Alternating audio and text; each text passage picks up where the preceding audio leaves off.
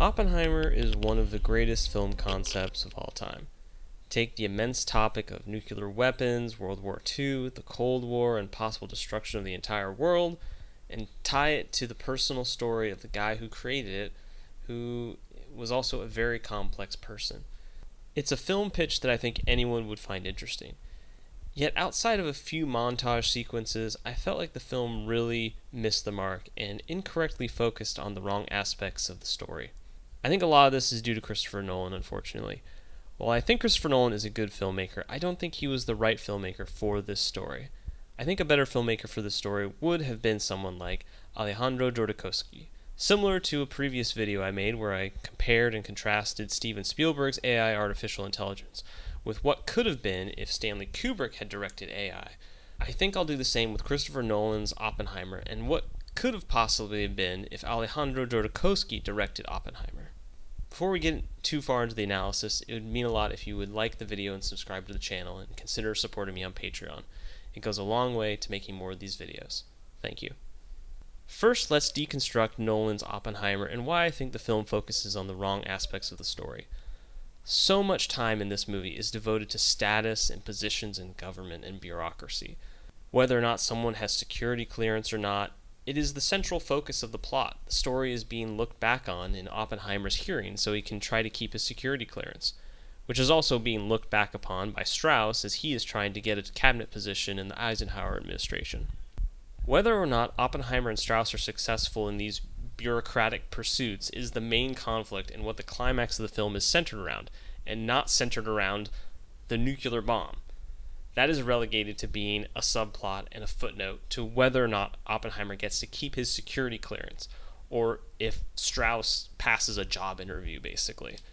Then the last few minutes of the movie subverts this whole plot by saying it didn't really matter and Oppenheimer just cared about preventing nuclear war and never really thought of Strauss. So what was the point of most of the movie then?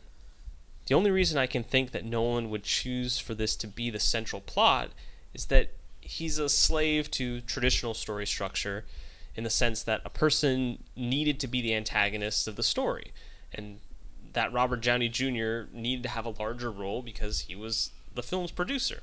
And a little side note is I would say that this film suffers from having too many known actors in it.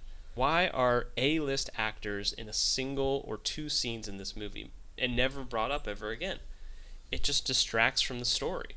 Why is Casey Affleck in the movie for two scenes at most and then never seen again? Am I supposed to care about that?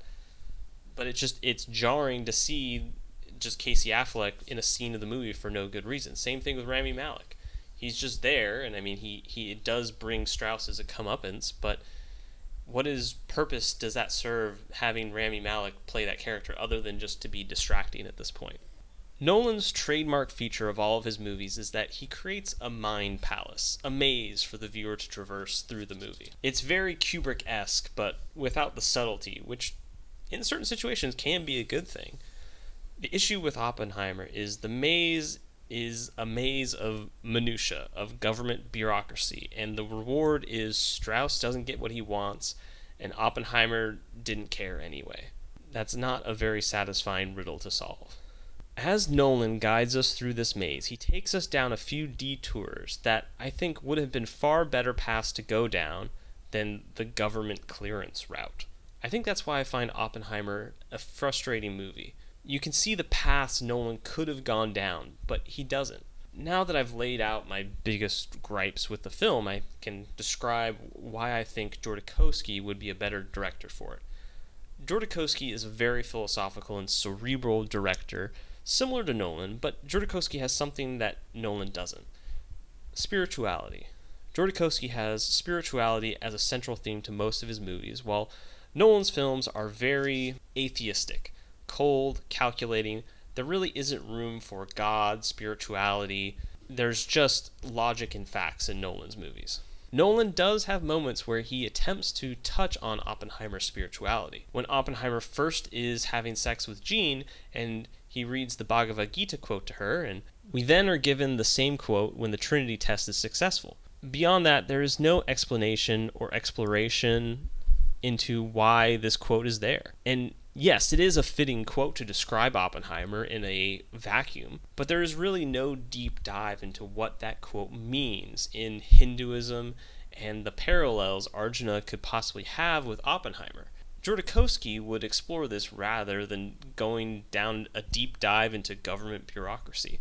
Jodorowsky would reconstruct the maze to end at the spiritual climax of the film being the Trinity test, where Oppenheimer sees effectively Vishnu's multi-armed form, sees the universe unfold in front of him. This would obviously massively restructure the film, and Strauss would no longer be the antagonist. The antagonist would be Shiva, the destroyer of worlds that Oppenheimer has unleashed upon the world, and coming to terms with it and accepting why he did that. Realizing he is Arjuna, and the way Arjuna is true to his dharma as a warrior, Oppenheimer must be true to his dharma as a scientist. This would diminish Strauss's role and cut most of the second half of the film, but I think that would make it a much better film. It would be shorter, but also a lot better. I think this would reflect the cosmic gravity that the nuclear bomb would generate. Arjuna, seeing Krishna's divine form, is seeing the fabric of the universe unravel. The same way Oppenheimer sees when he unleashes the nuclear bomb on the world. The story of Oppenheimer is the American Bhagavad Gita.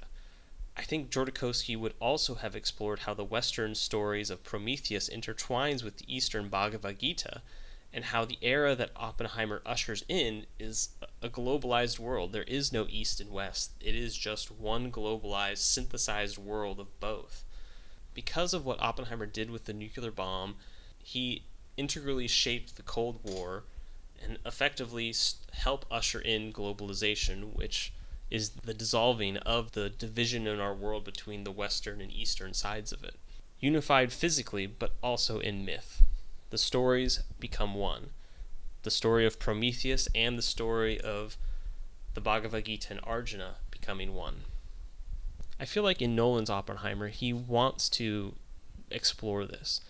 It's almost like the big other in the film. It's sort of like a force in the movie that is not directly addressed or talked about, but it's there. You can feel Oppenheimer's spirituality kind of pushing through the bureaucracy, the science in the movie. I feel like Jodorowsky would help bring that out, show it to the audience, and help them understand it far better.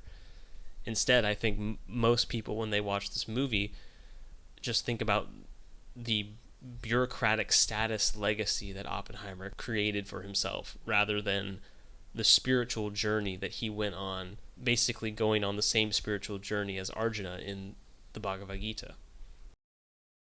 Thanks for listening to my analysis on Oppenheimer. It would mean a lot if you would like the video and subscribe to the channel, and if you wouldn't mind considering supporting me on Patreon. It goes a long way to helping me make more of these videos. Thank you.